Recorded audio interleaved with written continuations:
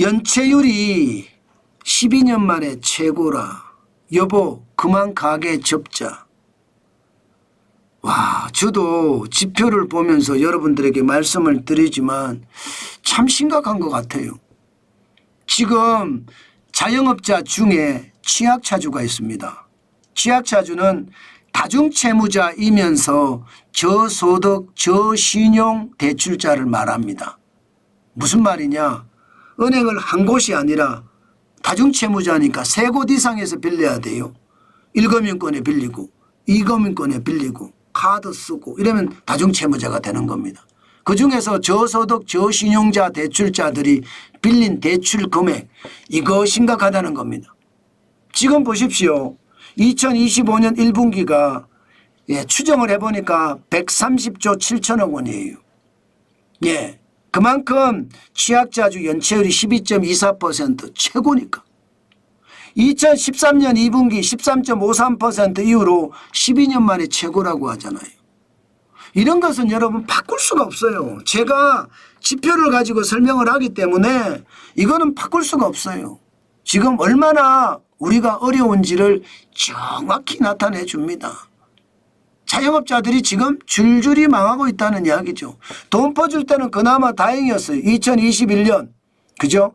4.32%, 2022년 5.40%. 이때는 재난지원금이니 손실보상금이니 퍼줬으니까 그렇지만 그 이후에 계속 나빠지잖아요. 이러니 말입니다. 가게하는 사람들이 더 이상 못 버틴단 말 나오죠. 당연히 나올 거예요. 당연히 나올 거예요. 여러분, 취약자주의 대출 연체율이 12.24%라는 건 여러분 줄줄이 망한다는 뜻이에요. 정부가 자영업자 빚 탕감해 준다고 했잖아요. 탕감해 주는 전체 금액이 20조가 조금 넘어요. 20조가. 그런데 여러분 지금 실제 취약자주의 대출 잔액을 보세요.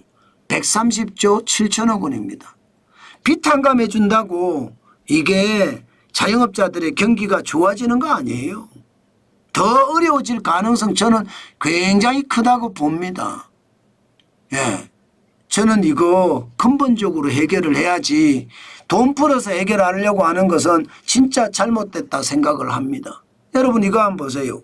서울의 7대 상권의 공실률입니다. 서울 7대 상권이면 잘 나가는 상권을 말하거든요. 서울 7대 상권의 공실률 평균은 15.1%예요. 가로수길은 41.6%입니다. 야, 이 정도면 여러분 10개 중에 4개는 비어있다는 거잖아요. 10개 중에 4개. 한 집 건너 한 집이 비어있다고 생각하시면 돼요. 가로수길은. 심각하죠. 강남도 18.9%입니다. 10개 중에 2개가 비어있다는 얘기예요. 2개가. 청담도 15.7%, 이태원도 10.8%고요. 홍대 10%, 명동이 5.2%입니다. 명동도 생각했던 것보다 공실률이 커요. 성수동은 3.4%니까 뭐 이 정도는 자연공실률 정도 될 겁니다. 보통 3%에 4% 사이가 자연공실률이라고 하거든요. 자연공실률이 뭐냐? 예, 내가 가게를 얻어서 들어가서 공사를 하고 장사를 시작하는 그 사이가 공실이 된다는 거예요. 그 사이가. 그게 자연공실률이거든요. 예, 들어가는 사람이 있고 나오는 사람이 있으니까 요 사이가 자연공실이, 예, 공실이 된다는 거 그 정도인데 지금 좋지 않죠. 대표적인 상권이 가로수길, 강남, 청담 안 좋아요. 이태원은 좋다고 하지만 그래도 10.18%니까 나쁘죠. 홍대도 좋다고 하지만 10%니까 굉장히 나쁘다. 이렇게 이야기할 수가 있는 겁니다. 그러니 자영업자들은요 지금 굉장히 어려워요. 저는요 여러분 돈 뿌려서 되는 게 아니라고 생각합니다. 제가 여러분들에게 계속 말씀을 드리잖아요.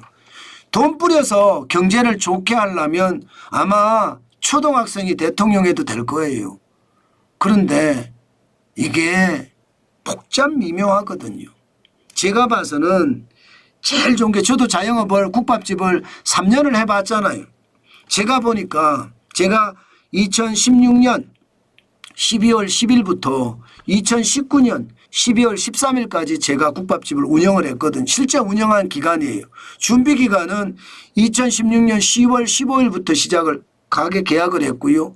그리고 2019년 12월 31일까지 가게는 계속 운영비를 냈습니다. 그것을 생각을 해보면 여러분 결국 고용을 쉽게 해야 돼요. 사람을 쉽게 뽑아야 돼요.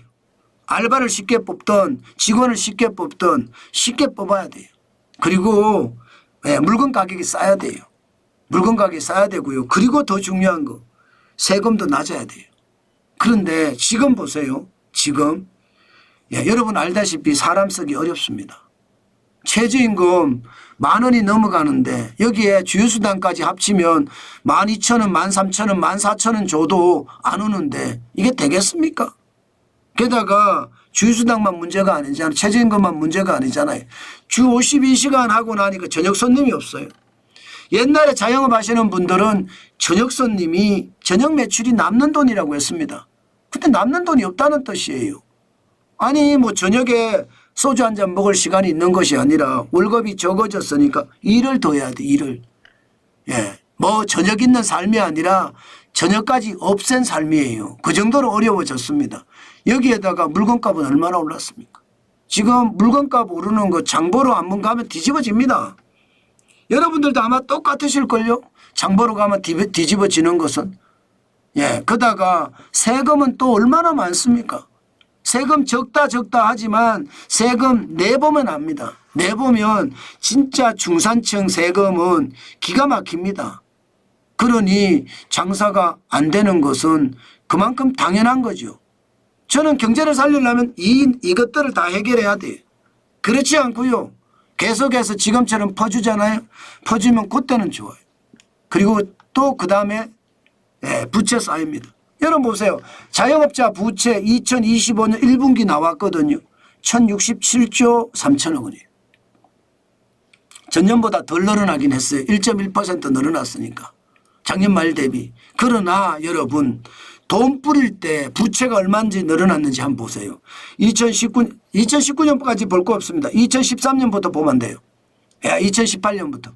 왜냐하면 최저임금을 이때 많이 올렸잖아요. 전년 대비 증가율이 13.7%. 그리고 2020년에 17.3%. 803조 5천억 원.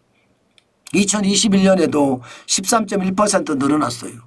909조 2천억 원. 2022년 1,000조 넘었습니다. 그러니까 돈 뿌려서 되는 문제가 아니라니까요. 돈 뿌려서 되는 문제가 아니라 구조적인 개혁을 해야 되는데 과연 구조적인 개혁을 할 것인가 이거 한번 봐야 됩니다.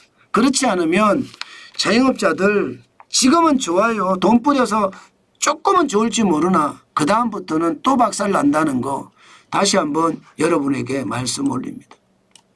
그 정도로 제가 봐서는 심각해진다는 이야기거든요. 저는 여러분 시장 거짓말 안 하고 여러분께 말씀을 드리는 거예요. 그 정도로 어려워진다. 저는 돈 뿌려서 좋아질 것 같지 않아요. 제도 개선이 우선이다. 그 말씀 강조하고 강조합니다. 여러분 결국이요. 자영업자들이 장사가 잘 되고 남는 장사를 하려고 하면요. 가장 중요한 게 제도 개선이에요.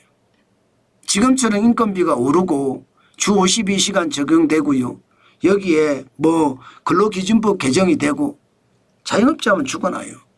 사업하는 사람 못 해먹겠다. 이게 지금 대한민국의 분위기입니다. 이런데 어떻게 경제가 좋아지겠습니까?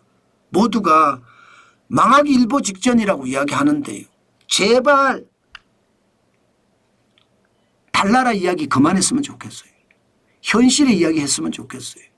이재명 대통령도 마찬가지고요. 강요들도 마찬가지고요. 그렇게 하지 않으면 대한민국은 진짜 끝장납니다. 저는 그 말이 앞으로 틀리지 않을 거다. 그렇게 저는 생각합니다.